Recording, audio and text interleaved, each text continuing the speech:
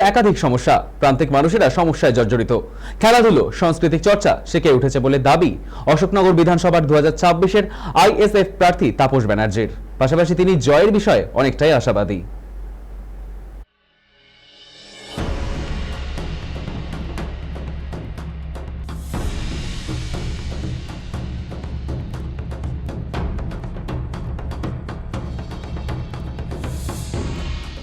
অশোকনগর বিধানসভা, যে বিধানসভার লড়াই এবার অনেকটাই হাড্ডাহাড্ডি। এখানে তৃণমূলের পক্ষ থেকে রয়েছে নারায়ণ গোস্বামী, বিজেপির পক্ষ থেকে রয়েছে সুময় হীরা, আর অন্যদিকে রয়েছে বাম সমর্থিত আইএসএফ প্রার্থী তাপস ব্যানার্জি। আজকে তাপস ব্যানার্জি আমাদের সঙ্গে রয়েছে, যদিও তিনি কিছুক্ষণ আগে জনসংযোগ যাত্রা করলেন, অর্থাৎ সাধারণ মানুষের বাড়ি বাড়ি গিয়ে তাদের সঙ্গে কথা বললেন, তাদের কাছে ভোট প্রার্থনা করলেন এবং এবার ভোটে তাকে বিজয়ী করার জন্য তাদের কাছে অনুরোধও করলেন। এবং সেই জনসংযোগ যাত্রায় আমরাও কিছুক্ষণ ছিলাম এবং সেই জায়গায় দাঁড়িয়ে আজকে তাপস ব্যানার্জির কাছে আমরা কয়েকটা বিষয় পরিষ্কার করে নেব। যে এখানে মূলত লড়াই হচ্ছে, যে লড়াইটা বিজেপি, তৃণমূল এবং তার সঙ্গে আপনার লড়াই, বাম সমর্থিত, অর্থাৎ সিপিআইএম আপনাকে সমর্থন করেছে, সে জায়গায় দাঁড়িয়ে আইএসএফ এর ক্যান্ডিডেট আপনি। তো অন্য যে দুজন রয়েছে, যে নারায়ণ গোস্বামী এবং সুময় হীরা, এদের থেকে আপনার কোন গ্রাউন্ডে দাঁড়িয়ে মনে হচ্ছে যে জয়টার কাছাকাছি আপনি যেতে পারবেন বা জয় আপনি অ্যাচিভ করতে পারবেন? বিষয় হচ্ছে, আপনি আগেই এটা আমি দেখেছি সমস্ত মিডিয়াই বারবার দুটো বাইনারি পলিটিক্স শুরু করে, তৃণমূল আর বিজেপি ছাড়া পশ্চিমবঙ্গের মাটিতে আর কেউ নেই। এটা সব চ্যানেলেরই একটা বাইনারি ট্রেন্ড হয়ে গেছে। আপনি সেই প্রশ্ন করেছেন। স্বাভাবিকভাবে এখানে বিজেপি একটা ছোট্ট ভোট আছে, বিজেপির কোনো নেতা নেই, বিজেপির কোনো সংগঠন নেই। তারপরে যিনি বিজেপির ক্যান্ডিডেট হয়েছে তিনি তৃণমূলের লোক। সরাসরি আপনাকে বলি, লড়াইটা তার তৃণমূলের সাথে আমাদের। কারণ আমরা তৃণমূল আর বিজেপিকে আলাদা চোখে দেখি না। আমরা মনে করি যাহা তৃণমূল তাহাই বিজেপি, সে বিজেমূল তত্ত্ব। অবশ্যই অবশ্যই, হ্যাঁ, আমার কথা না, ওদেরই মুকুল রায় বলে গেছে, ওটা যাহা বিজেপি তাহাই তৃণমূল। এখন প্রশ্নটা হচ্ছে যে তারপরে যিনি ক্যান্ডিডেট হয়েছেন তিনি নিজেও জানেন না উনি বিজেপিটা করেন কিনা। আমি বিজেপি সম্পর্কে বলে দিই, কারণ এটা বলতে চাই না। কারণ হচ্ছে ভোট আসবে আর উনি ভোটে দাঁড়াবেন না, এটা হতে পারে না।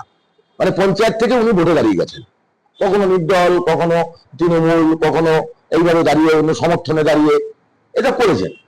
অসংখ্য বিজেপি কোনো ফ্যাক্টর না, কিছু পকেট ভোট আছে, কোনোদিনই অসংখ্য বিজেপি জিতবে না, এটা স্পষ্ট জেনে নিন।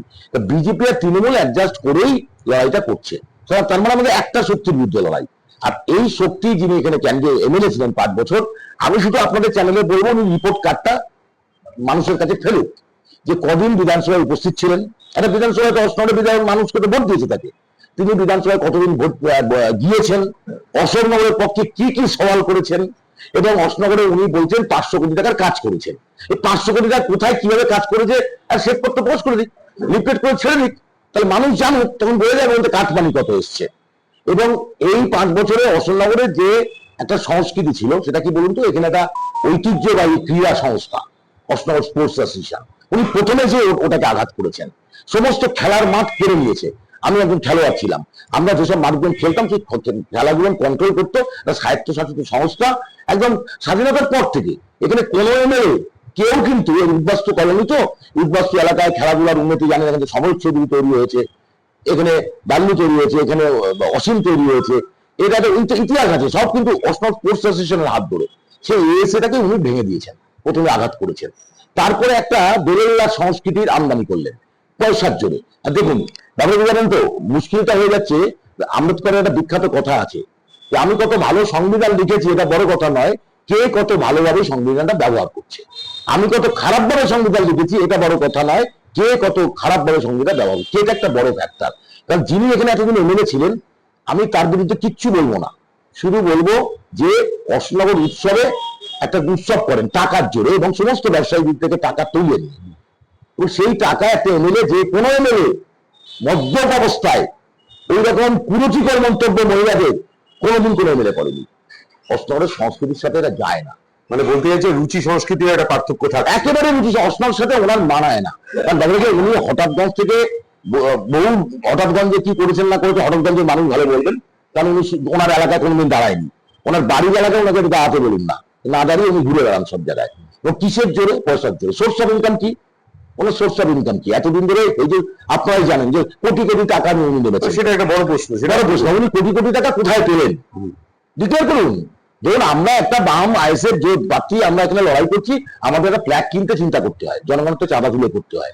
আর ওনার একটা ফ্ল্যাগের দাম দেখবেন কত, সোর্সটা কই টাকাটা, এটা জানতে চাই।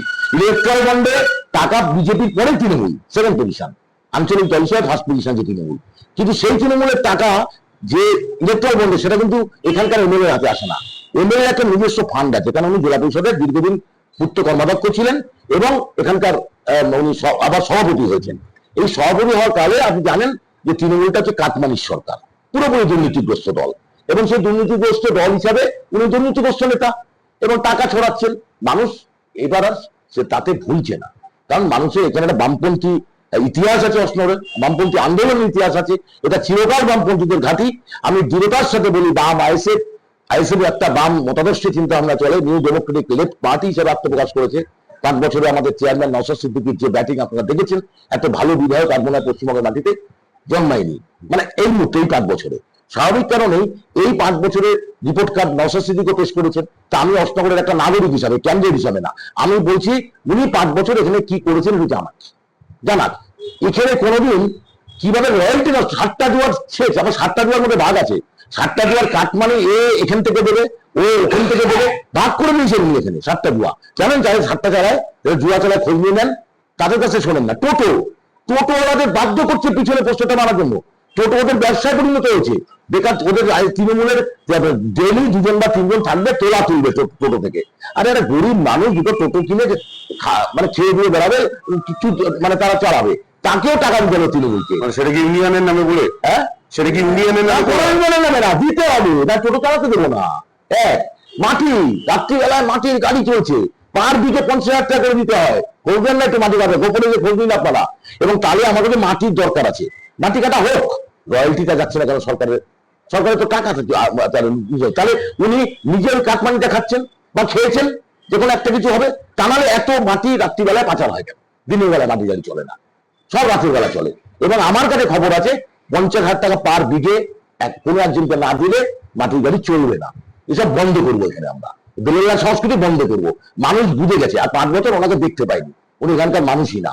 এখন উনি হাঁটছেন, মানে এই ডর মুঝে আচ্ছা লাগা, 21 সালে উনি পায়ের উপর পা তুলে একদম মানে সুরিয়ার পাটের এসে দাঁড়িয়ে বলেছে, শোন আমি তোরা কিছু না করলেও আমি জিতছি। কারণ তখন আইপ্যাকের দ্বারা সেটিং ছিল, উনি এবার বুঝেছেন আইপ্যাক আর কন্ট্রোল করতে পারছে না গণনা কেন্দ্রটা, এবার আর কন্ট্রোল করতে পারছে। আমার একটা অন্য ধরনের প্রশ্ন আছে, যে অতীতে যখন বাম কংগ্রেসের যখন জোট হয়েছিল, তখন সারা রাজ্যে একটা চিত্র কিন্তু দেখা গিয়েছিল, কেউ স্বীকার করুক না করুক, সাংবাদিকতার দৌলতে আমরা বিভিন্ন জেলায় এলাকায় যাই, তো সেখানে যে আমরা দেখেছিলাম যে যেখানে কংগ্রেসের প্রাধান্য আছে, সেখানে কংগ্রেস কিন্তু স্বতঃস্ফূর্তভাবে কখনো বামকে ভোট দেয়নি। অথচ বামেরা যেখানে রয়েছে সেখানে কিন্তু বাম স্বতঃস্ফূর্তভাবে কংগ্রেস ক্যান্ডিডেটদের ভোট দিয়েছিল। আজকে বামেদের অফিসে এখানে বসে আপনার ইন্টারভিউ নিচ্ছি, আপনি বলছেন এখানে একটা বামেদের সংস্কৃতি রয়েছে, তো সেক্ষেত্রে আপনি কতটা আশাবাদী যে যারা বাম আছে তারা আপনাকে স্বতঃস্ফূর্তভাবে অতীতের মতো সহযোগিতা হবে? আপনাকে একটা কথা বলি, বামপন্থা একটা মতাদর্শ, যারা বাম রাজনীতি করে তারা খুব স্পষ্ট, এবং তাদের নীতি আদর্শ কাছে কারোর সাথে তুলনা করা যায় না, তারা বিক্রি হয় না, পরিষ্কার জেনে রাখুন।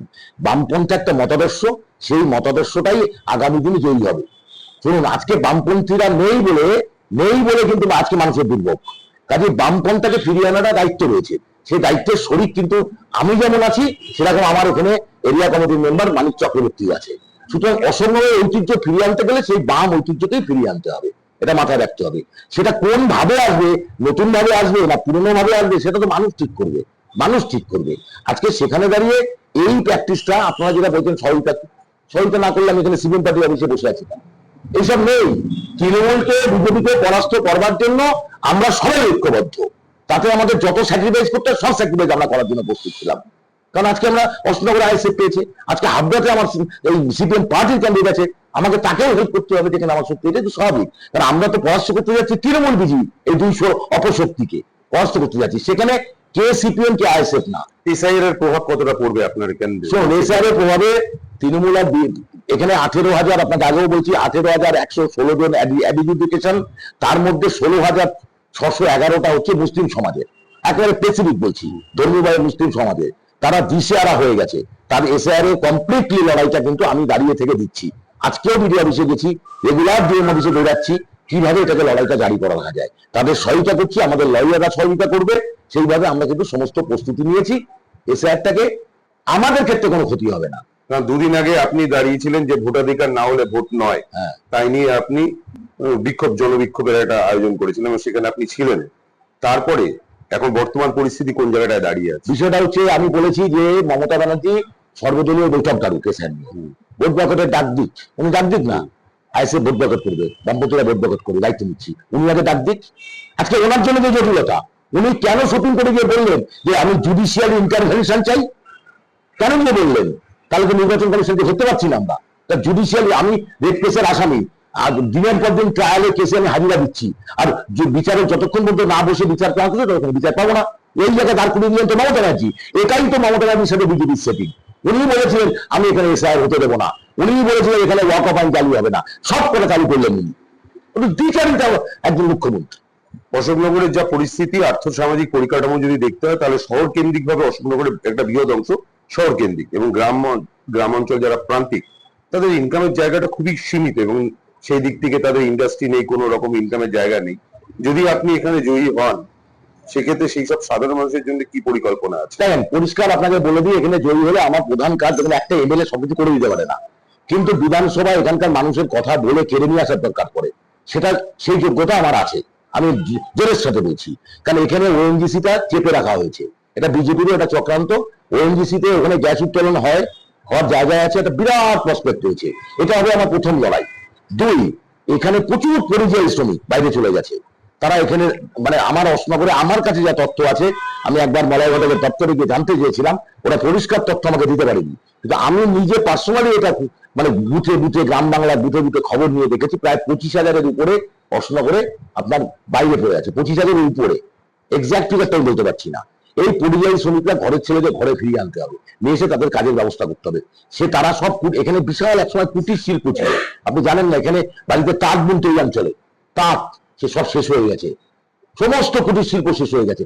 অবশ্যই এখানে গ্লোবাল ইকোনমির একটা ধাক্কা আছে, কিন্তু তাকে ব্যাটেল দিতে গেলে কোঅপারেটিভ সোসাইটির আইডিয়াটাকে তো নিয়ে আসতে হবে। আমি অন্য ক্ষেত্রে নেবো, বাইরের কর্পোরেট আইডিয়াকে নিয়ে নেবো, প্যাকেজিং খাদ্য নিয়ে আসবো, যে প্যাকেজিং খাদ্যটা কর্পোরেটদের না দিয়ে এরাই করবে। কর্পোরেটদের চিন্তা চেতনা থেকে বেরিয়ে গিয়ে মানুষের ডেভেলপমেন্টের দিকে আমার নজর থাকবে। আপনি যে পরিযায়ী শ্রমিকদের বিষয়টা বললেন, যে কদিন আগে মমতা বন্দ্যোপাধ্যায় পরিষ্কারভাবে বলেছিল যে ফর্ম 6 যেখানে জমা হচ্ছে, যেখানে নির্বাচন কমিশনের ওখানে বান্ডিলকে বান্ডিল যে চিত্র প্রকাশ্যে এসেছে, তারপর মমতা বন্দ্যোপাধ্যায় বলেছিলেন যে বাইরের থেকে ভোটারদের এখানে ইনপুট করানোর ব্যবস্থা হচ্ছে। তার পরিপ্রেক্ষিতে শ্রমিক ভট্টাচার্য সাংবাদিক সম্মেলন করে পরিষ্কার বলেছে, হ্যাঁ বাইরের থেকে লোক আমরা নিয়ে আসবো, কিন্তু সব আসছে পরিযায়ী শ্রমিক। অর্থাৎ পরিযায়ী শ্রমিক যে একটা বড় ফ্যাক্টর পশ্চিমবঙ্গে, এটা শ্রমিক ভট্টাচার্য বলেছে, এবং তারা বিজেপি ওই পরিযায়ী শ্রমিকদের হাতিয়ার করার জন্য বারবার করে একটা বক্তব্য দিচ্ছে। সেক্ষেত্রে দাঁড়িয়ে তাদেরকে কিভাবে সামলাবেন আপনি? আমি আপনার একটা কথা বলি, মমতা ব্যানার্জি আর শ্রমিক ভট্টাচার্যের কথাবার্তা ওদের সঙ্গে আন্ডারস্ট্যান্ডিং করেই হয়। কারণ আমাকে আগে বলুন মমতা ব্যানার্জি এসআইআর করতে দেবেন না বলে কেন করতে দিল, এই উত্তরটা নিয়ে দিক। আর উনি সুপ্রিম কোর্টে যে জুডিশিয়ালি ইন্টারভেনশন চেলেন কেন, তার জন্য যে গন্ডগোলটা হয়েছে, তাহলে আগে ওই উত্তরে দিক, তারপর তো ওনার এই কথার উত্তর দেবো আমি। এই জটিলতা পাকানোর পিছনে তো মূল কারণ মমতা ব্যানার্জি আর বিজেপি সরকার। দেখলেন এখন বিজেপিরাই বলছে যে শুভেন্দু আসলে মমতা ব্যানার্জির এজেন্ট হয়ে কাজ করছে। আমার ভুল করছে না, বিজেপি নেতৃত্ব বলছে। আপনারা তো মিডিয়ার লোক, ভালো মতন জানেন যে কে যে বিজেপি কে যে তৃণমূল বলা খুব মুশকিল। মানে মুকুলরাই শেষ কথা বলে গেছি। আর বামপন্থীদের সেই আদর্শটা আছে, তাদের সচ করে হাজার হাজার কোটি টাকায় তারা বিক্রি হয় না। আর একটাই কথা জিজ্ঞেস করবো, যে সাধারণ মানুষের জন্য কি বক্তব্য রাখবেন? সাধারণ মানুষের জন্য বলবো, আমি ভূমিপুত্র এখানকার, সান অফ সয়েল, এখানকার সংস্কৃতি শেষ হয়ে যাচ্ছে, এখানের মানে কর্মসংস্থান হারিয়ে গেছে। অশোকনগরকে নয়া কর্মসংস্থানের অঞ্চল গড়ে তুলবো, আমাকে ভরসা রাখুন। এই কর্মসংস্থান সৃষ্টি করার উদ্যোগ গ্রহণ করব। এখানে নিষ্কাশনী ব্যবস্থা খুব বেহাল অবস্থা, এবং এখানে একটা বিশাল বিদ্যাধরী খাল যদি সংস্কার করা যায়, করে সেখান থেকে জলযানের মধ্যে দিয়ে যদি আমরা অনেক দূর হারোয়া তারোয়া দিকে পৌঁছে যেতে পারি মানুষকে, তার দিকে উদ্যোগ গ্রহণ করবো। এবং কৃষি ভিত্তিক শিল্পের দিকে গঠন করার, কোঅপারেটিভ সোসাইটিতে গড়ে তুলে, কৃষিটা যেভাবে মার খাচ্ছে, ন্যায্য মূল্য পাচ্ছে না, যদি ওখানে কৃষি ভিত্তিক শিল্প গড়ে তোলা যায়, যদি বিভিন্ন মানে কেমিক্যাল মানে ওই সারের বদলে জৈবিক সারটাকে কিভাবে তৈরি করা যায়, তো প্রচুর ডেভেলপমেন্ট করা যায়, এখানে সে সোর্স আছে, যে ভাবনা আমার আছে। মানুষ যদি জয়যুক্ত করে, আমি ঘরের ছেলে ভূমিপুত্র, নিশ্চয়ই মানুষকে নিয়ে এই কাজটা করবে। আমরা এতক্ষণ কথা বলছিলাম যে আইএসএফ বাম সমর্থিত আইএসএফ প্রার্থী তাপস ব্যানার্জির সঙ্গে। অশোকনগর বিধানসভা যে কেন্দ্র এবং সেই কেন্দ্রে যারা বিভিন্ন রাজনৈতিক দলে যে সমস্ত সকল প্রার্থী দাঁড়িয়েছে, প্রত্যেকের মতন করে চিন্তা ভাবনা, তাদের চিন্তা ভাবনা বলেছে, কেউ জয়ী হলে কি করতে চায়, তাদের প্রত্যেকের চিন্তা ভাবনা আলাদা আলাদা ভাবে ব্যাখ্যা করেছে। কিন্তু এই তাপস ব্যানার্জি, তার কিন্তু চিন্তা ভাবনা অন্যদের থেকে একটু হলেও আলাদা। তিনি চান এখানকার যে মানুষ আছে, প্রান্তিক মানুষ, তাদের কর্মসংস্থানের বিষয়টাকে তিনি আগে প্রাধান্য দিতে চান।